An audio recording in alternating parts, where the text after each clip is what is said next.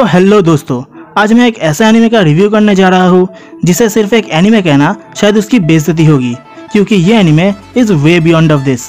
ये सिर्फ हमें बाकी सब एनिमे की तरह सिर्फ एक फिक्शनल स्टोरी ही नहीं बताता, बल्कि एक जापानीज ट्रेडिशनल कल्चर को भी बहुत ही एक्सीलेंट तरीके से एक्सप्लोर भी करता है, और साथ ही साथ इससे होने वाली लाइफ के नेगेटिव साइड्स, पॉजिटिव साइड्स सब कुछ बहुत ही अच्छे तरीके से एक्सप्लोर भी करता है।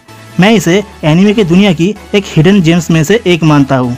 सो guys, welcome to the review of Showa Genroku Rakugo Shinju. नाम तो बिल्कुल नहीं सुना होगा, है ना? कैसे सुनोगे? ये सबसे अंडररेटेड एनिमेज में से एक है with such a masterpiece content. दोस्तों, ये एनिमे जापान की एक art form of entertainment rakugo story telling को रिवॉल्व करके दिखाया गया है। पहले मुझे इस एनिमे का डिस्क्रिप्शन पढ़ के लगा कि ये तो बहुत ही बोरिंग होने वाली है, बट बिलीव मी गाइस, इसे देखने के बाद मेरा इस एनिमे के बारे में थॉट्स पूरी तरीके से बदल गई। ये एक ड्रामा, हिस्टोरिकल, जोसेई और कमिंग ऑफ एज टाइप का एनिमे है। ये एनिमे हमें दिखाता है कि एक आर्ट अपने टाइम में सबसे ऊपर था और सभी लोगों का डेली लाइफ का एक इम्पॉर्टेंट हिस्सा भी था, बट जैसे जैसे मॉडर्न एज आता जाता है वैसे वैसे उस आर्ट फॉर्म में जंग पड़ने लगता है। हमें इस एनिमे में दिखता है कि एक रियल आर्टिस्ट का लाइफ एक्चुअल में होता कैसा है, कैसे उसके लाइफ में उतार चढ़ाव आता है, उसे क्या क्या सेक्रीफाइस करना पड़ता है अपने गोल को हासिल करने के लिए, और कितना स्ट्रगल करना पड़ता है खुद को सबसे बेस्ट बनाने के लिए। दोस्तों, राकुगो असल में एक आर्ट फॉर्म होता है स्टोरी टेलिंग का, जहाँ स्टोरी टेलर को एक जगह बैठना पड़ता है और उसके हाथ में एक पेपर फैन होता है, और जस्ट एक ही जगह पर बैठकर उसको बस अपने हाथ हिलाकर या मुंह बनाकर एक लॉन्ग कॉमिकल स्टोरी ऑडियंस को सुनाना पड़ता है।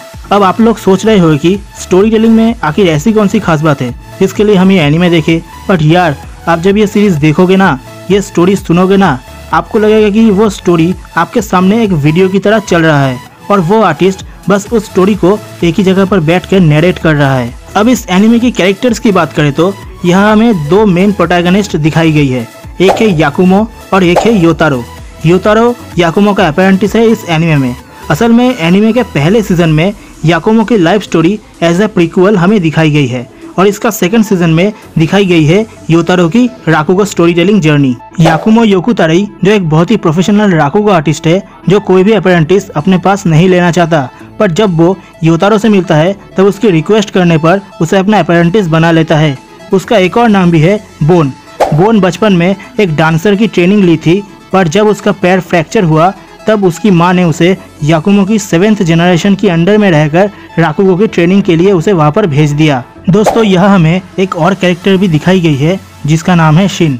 ये भी एक अपेरेंटिस है याकुमो 7th जनरेशन का और बोन का लाइफ लॉन्ग फ्रेंड भी है। वो दोनों एक ही साथ साथ बड़े होते हैं और एक ही साथ साथ राकुगो करते हैं।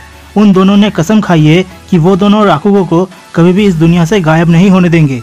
अब दोस्तों, जरा फोकस करते हैं इन दोनों कैरेक्टर पर। ये दो कैरेक्टर में हमें एक आर्टिस्ट की दो अलग अलग साइड्स को बहुत ही अच्छी तरीके से दिखाई गई है। शिन जो बचपन से ही बहुत ही अच्छा राकुगो करता है और लोगों को बहुत ही जल्द अपनी कहानी की तरफ अट्रैक्ट कर लेता है अपनी एक यूनिक स्टोरी टेलिंग एबिलिटी के साथ। पर दूसरी तरफ है बोन, जिसको बचपन में बहुत ही दिक्कत होती है राकुगो करने में। वो हमेशा अपना एक खुद का यूनिक स्टोरी एबिलिटी ढूंढता रहता है, पर उसे वो मिलता नहीं, जिसकी वजह से वक्त के साथ साथ उसको अपॉर्चुनिटीज भी बहुत ही कम आती रहती है। दोस्तों, इस कैरेक्टर में एक बहुत ही ज़्यादा डेप्थ दिखाई गई है। इस कैरेक्टर ने हमें दिखाया है कि क्या होता है जब आप दिल से कुछ करना चाहते हो पर वो आप ठीक से कर नहीं पाते। आपके दिल के अंदर क्या हलचल मच रही होती है उसकी वजह से। बोन बचपन से ही शिन और उसकी राकुगो को बहुत ही ज़्यादा एडमायर करता है। अब योटारो की बात करें तो योटारो एक जेल में कैदी था। एक दिन याकुमो उस जेल में जाकर वहाँ के कुछ कैदियों को एक राकुगो सुनाता है। उन कैदी में से ही एक था योटारो। उस राकुगो को सुनने के बाद योटारो को ऐसा इंस्पिरेशन मिलता है कि वो उसी वक्त तय कर लेता है कि वो एक राकुगो आर्टिस्ट बनेगा। दोस्तों, ये कैरेक्टर हमें सिखाती है कि इससे फर्क नहीं पड़ता कि तुम पहले कौन थे या कैसे थे। इससे फर्क पड़ता है कि तुम आगे क्या करने वाले हो, अपनी ज़िंदगी को कैसे जीने वाले हो, और अगर तुम कोई अच्छे रास्ते पर चल रहे हो तो तुम्हें सक्सेस से कोई नहीं रोक सकता। दोस्तों, इस एनिमे में तो काफ़ी सारे कैरेक्टर्स है, मैं सबके बारे में तो नहीं बता पाऊंगा, बस मैं कुछ ही कैरेक्टर्स के बारे में आप लोगों को बता देता हूँ। दोस्तों, इस एनिमे में हमें और जो कैरेक्टर्स देखने को मिलता है वो है कोनात्सु, जो शिन की बेटी है और अब वो याकुमो के साथ ही रहती है।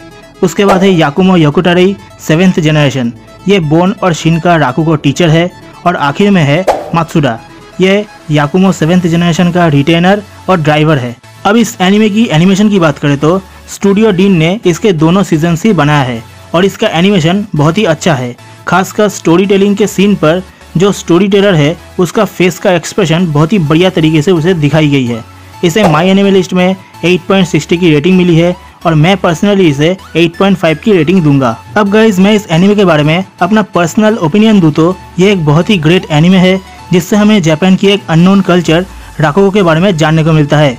ये एनिमे अभी तक इंग्लिश डब में नहीं आया है, पर मैं आप लोगों को ये एडवाइस दूंगा यार, क्योंकि अगर इसका इंग्लिश डब भी आ जाए ना तो भी इसका सबटाइटल वर्जन ही देखना, क्योंकि तभी आप इस राकुगो की ओरिजिनलिटी को पहचान पाओगे। तो होप सो गाइस ये वीडियो आप लोगों को अच्छा लगा। अगर अच्छा लगा तो इस वीडियो को लाइक कर दीजिए, शेयर कर दीजिए और चैनल को भी ज़रूर सब्सक्राइब कर लीजिए, क्योंकि मैं हमेशा आपके लिए ऐसे ही मज़ेदार रिव्यूज़ लाता रहूँगा।